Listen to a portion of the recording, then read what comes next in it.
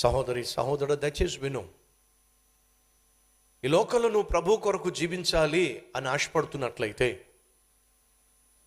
ప్రభు బిడ్డగా జీవించాలి, ప్రభు సాక్షిగా జీవించాలి అని నువ్వు కోరుకుంటున్నట్లయితే దయచేసి విను. నువ్వు అవమానపరచబడతావు. ఉద్యోగం చేసే చోట అవమానపరచబడతావు. నీ భర్త నిన్ను అవమానించవచ్చు, నీ భార్య నిన్ను అవమానించవచ్చు, నిన్ను కన్న తల్లి తండ్రి నిన్ను అవమానించవచ్చు, నీ తోబుట్టువులు నిన్ను అవమానించవచ్చు, హీనపరచవచ్చు. యేసుక్రీస్తును అవమానించారండి, నడి బజార్లో అవమానించారండి, అర్ధనగ్నంగా నడిపించారండి. నిన్ను నన్ను ప్రాణంగా ప్రేమించిన యేసుక్రీస్తు నిన్ను నన్ను రక్షించటానికి ఈ లోకానికి వస్తే ఆయన నీ కొరకు నా కొరకు అవమానపరచబడ్డాడు.